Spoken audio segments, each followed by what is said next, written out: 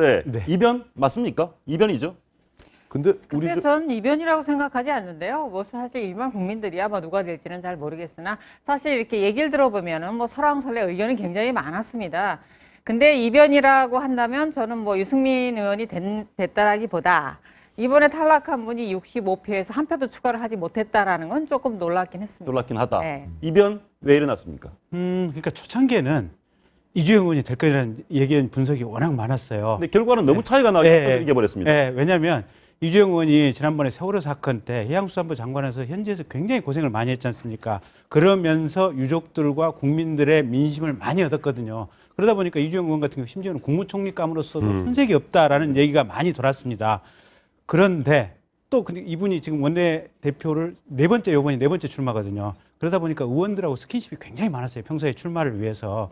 그래서 대통령의 박심도 등에 업고 있다는 추측도 굉장히 강하게 나왔고, 그 다음에 인심도 얻었고, 그 다음에 개별 의원들하고 스킨십도 강하게 있어서 사실 의원 158명이 뽑는 선거 아니겠습니까? 예. 그러니까 평소에 어떤 친분 관계라든지 인적 가까운 소통이 굉장히 중요한 요소거든요. 사실은 개파보다는. 예. 그래서 이주영 의원이 무난하게 될 것이다라는 것이 초기 예상이었어요.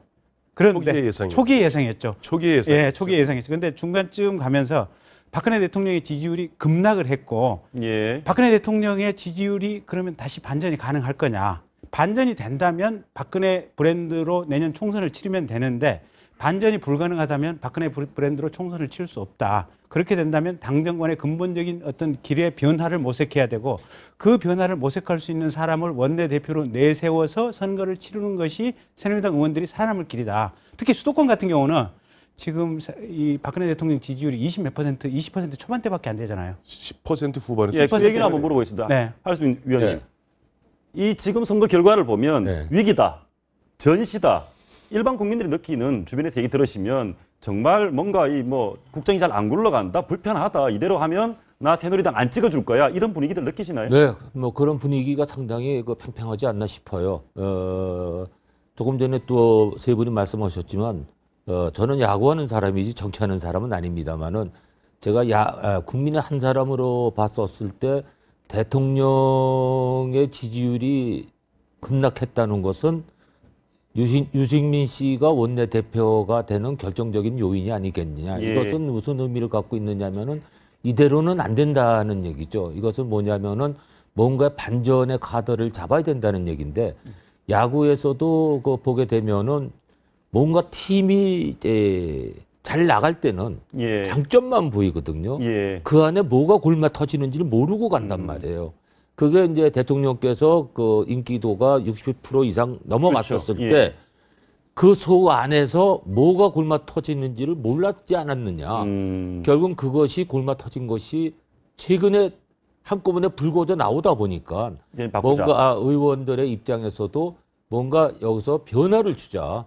그러므로 인해 가지고 당과 대통령 사이의 그 선을 분명히 긋고 예. 가자는 아마 그런 의미가 아닌가 저는 그렇게 봅니다. 알겠습니다. 유승민 의원, 원내대표 당선된 유승민 의원이 어떤 얘기들을 했는지 한번 들어보시겠습니다. 보시죠. 대통령, 청와대, 또 정부와 무엇이 민심인지, 무엇이 더 나은 대안인지 같이 고민하는 가운데 정말 찹쌀떡 같은 그런 공조를 이루겠습니다. 김무성 대표님 잘 모시겠습니다. 대표님 잘 모시겠습니다. 서로 생각의 차이를 인정하면서 절대 당이 깨지지 않고 서로 대화하고 소통을 할 수 있도록. 예, 말씀 들어보면 찰떡궁합, 잘 모시겠다, 모든 것이 원만하고 부드럽게 화합을 얘기했지만 이분이 당선된 이유는 화합을 얘기해서 된 게 아니라 바꾸겠다고 된 거죠.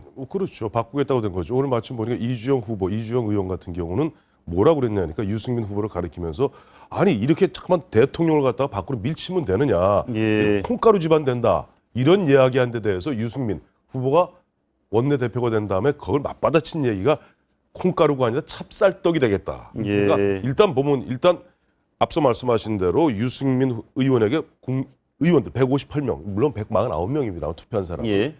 의원들이 보기에는 지금 유승민 의원같이 때로는 각을 세우고 쓴소리하고 심지어는 증세 없는 복지 허구다. 예. 사실 대통령의 지금 기존의 기조하고 정반대되는 얘기를 하고 있거든요. 그렇더라도 일반 국민들 마침 보니까 제가 그 지난주 금요일 날 예. 한국갤럽에서 나온 여론조사를 보니까 재밌는 게 있더라고요. 자, 증세 없는 그 국민들에게 물어본 거예요. 물어본 거예요? 처음에. 증세 없는 복지 가능하냐? 27%만이 가능하다고 그래요. 즉 65%의 국민들 유권자들은 불가능하다. 예. 현 정부가 증세를 하고 있느냐? 지금 정부에서는 증세 안 하고 있다고 얘기하고 있지 않습니까? 담배값 올린 것도 증세 아니라고 그러지 않습니까? 근데 80%의 유권자, 응답자들은 증세하고 있다는 거예요. 예. 9%만이 하지 않고 있다는 것이죠. 그 현재 기존의 정부나 청와대의 어떤 눈높이, 시각과 국민들의 시각이 너무 어긋나 있습니다. 이런 부분에서 유승민 지금 원내대표, 신임 원내대표 같은 경우는 이 부분에 대해서 국민의 편에 서서 지금 때로는 청와대를 향해서 때로는 정부를 향해서 강한 쓴소리라거든요. 그러니까 유승민 원내대표에 대해서 의원들이 이 사람한테 조금 일단 기대 놔야지 어쨌든 새누리당의 국민들로부터 어느 지지를 받게 되고 그래 당장 1년 후면은 총선입니다. 그렇습니다. 국회의원들은 넷밭이 떨어지고 나면 모든 게 허당인 거예요. 그래서 일단 내가 달라면 새누리당 지지율을 올려야 되고 경우에 따라서는 박근혜 대통령과 청와대 심지어는 정부를 갖다가 강하게 질타하더라도 어떻게 보면 국민들의 눈높이, 국민들의 편에 서는 모습을 보여야 되겠다. 이것이 이번에 유승민 원내대표 승리의 근데 요인이죠. 제가 보는 관점은 저는 이렇게 생각합니다.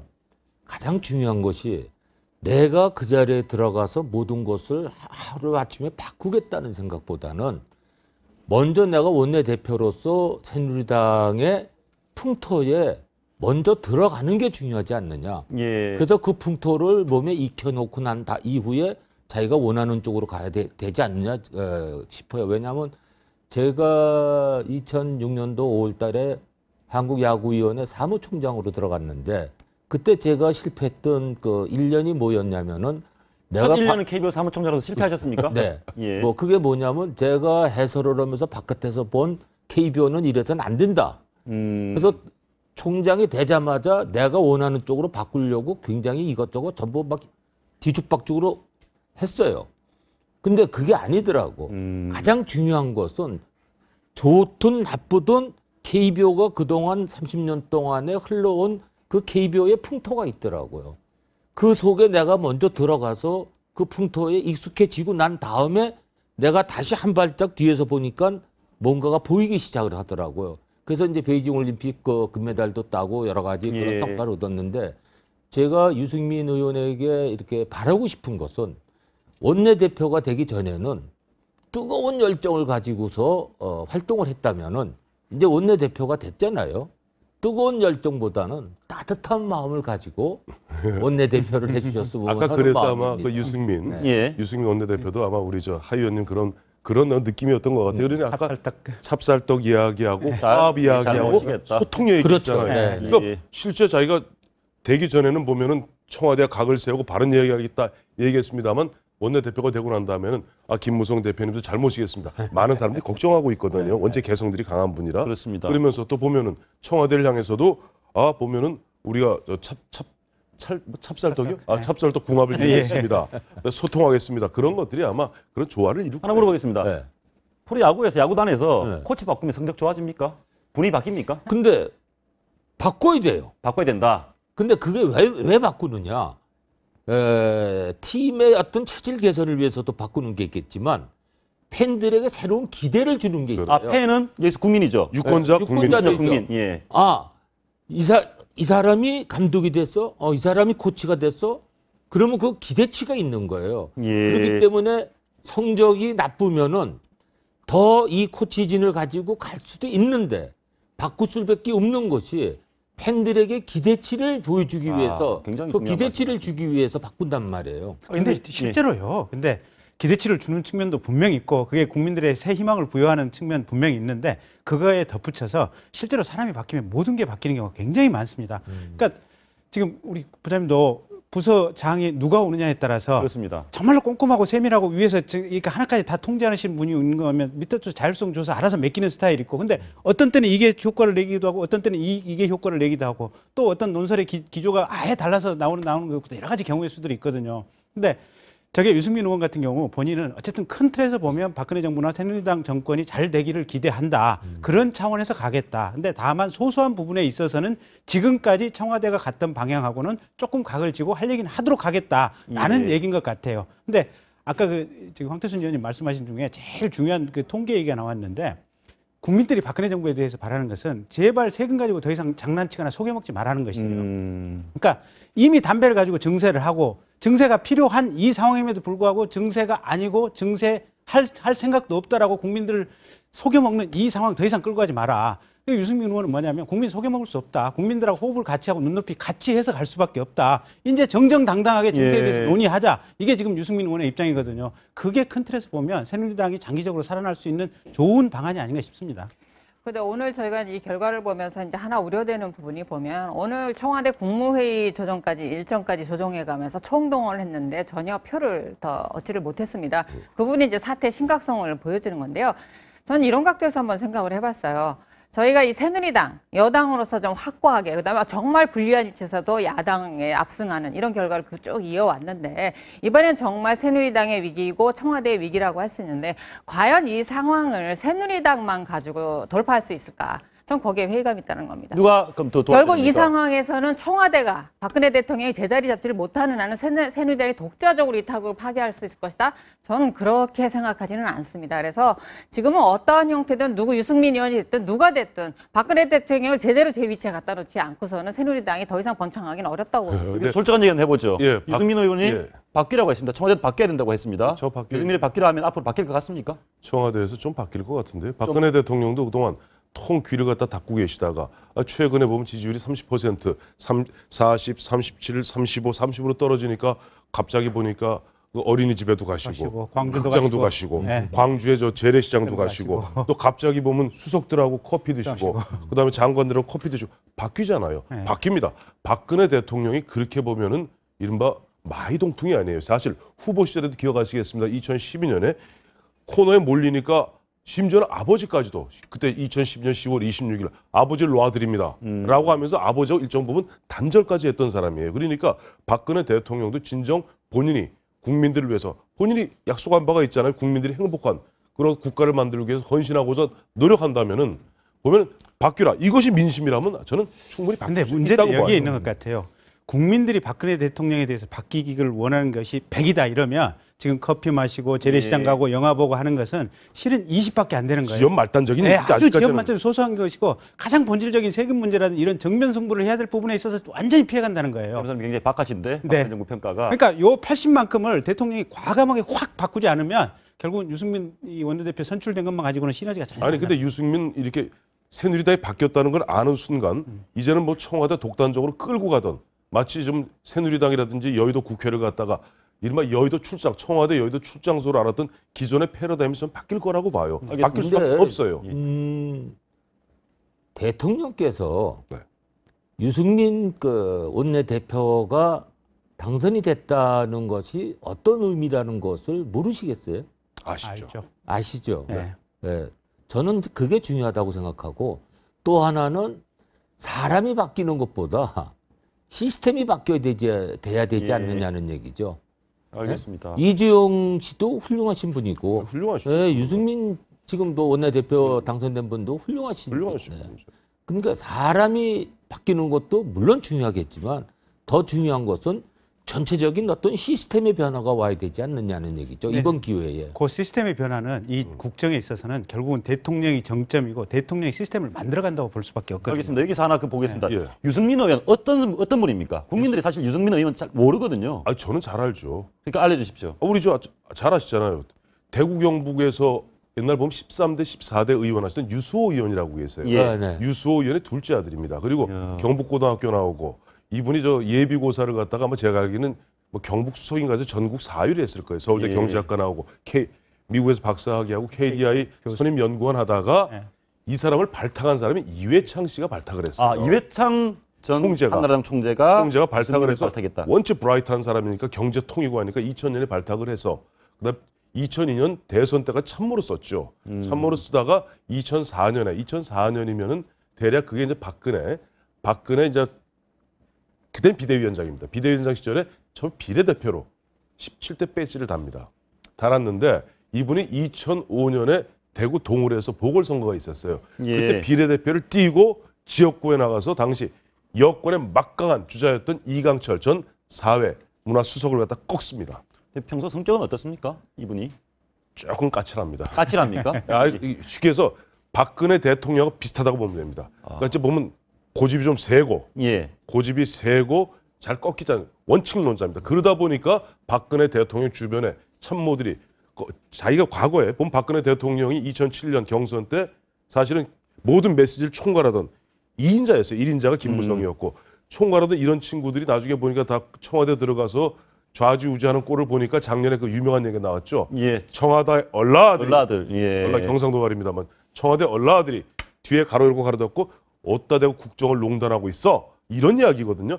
성질이 좀 까칠하고 좀 직선적이면서도 그러나 대한민국의 둘째가라면 서러워할 정도의 경제통입니다. 근데 그런 말씀하신 분들을 보면 청와대에 있는 참모들 얼라들이라고 했습니다. 국정을 농단하는 세력이라고 했습니다. 그 세력을 방치하고 있는 대통령에게도 뭔가 굉장히 불만이 많은 거 아닙니까? 그렇죠. 그래서 대통령 보고 신속하게 인사 조치를 했으면 하는 희망사항을 약간 완곡하게 표현한 거라고 봐야죠.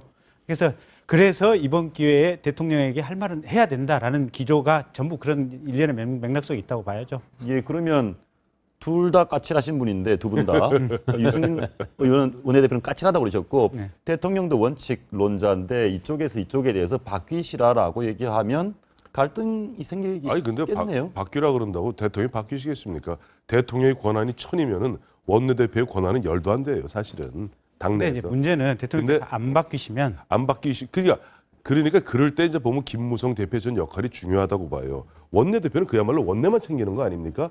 당 대표가 또 앞으로 누가 또 후임 비서실장으로 올지 모르겠습니다만 당정청, 국무총리와 당 대표와 청와대 비서실장이 대통령을 보좌하는 삼각축이 되어서 조용조용하게 때로는 좀 대통령한테도 좀 이렇게 수위를 좀 낮춰주고 또 보면 원내대표한테 때로는 좀 꾸짖는 신용도 하면서 그렇게 끌어가야 되는 겁니다. 역시 예. 집안에서 맞이는 이 집안의 부모가 대통령이라면은 맞이는 당 대표고 또 여기 보면 나가서 씩씩한 둘째 아들이 있다고 그래서 그냥 이렇게 헝클어 놓는 건 아니거든요. 이 참모의 역할이라는 것은 조직에서 굉장히 중요합니다. 네.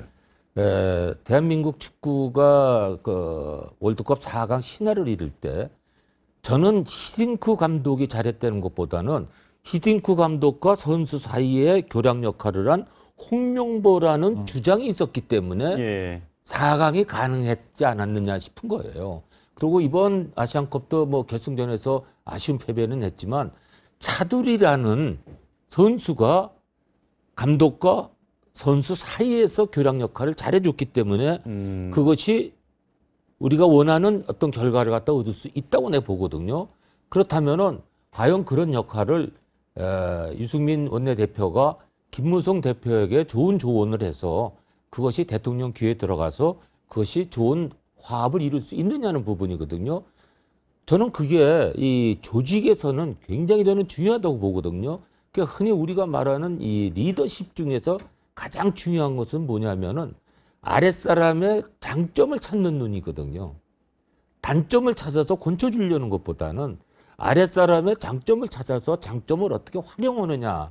난 이게 상당히 중요하다고 본다면은 그러한 인재를 등용할 수 있는 그런 시스템이 굉장히 중요하다고 봅니다. 근데 불행히도 지금 박근혜 대통령 문제가 김무성 대표하고 마음이나 관계가 그렇게 편치 않아요. 특히 지난번에 개헌 말씀하시고 또 김무성 대표가 뭐 이렇게 대권의 뜻이 있는지 없는지는 모르겠으나 있다고 추정을 할 때는 박근혜 대통령은 이 후발 이제 차기 대권 주자가 빨리 나오는 것에 대해서 굉장히 부담스럽게 생각하는 측면도 있고 그래서 지난번까지는 이제 이완구 원내대표를 한 축으로 해서 사실은 당내에서 김무성 대표를 억제하는 역할을 이완구 대표를 통해서 해왔는데 문제는 지금 이제 유승민 씨가 원내대표로 딱 당선되는 순간 박근혜 대통령이 그 역할을 박근혜 대통령을 위한 그 역할을 유승민 의원이 전혀 할 수가 없는 상황이 된 거예요.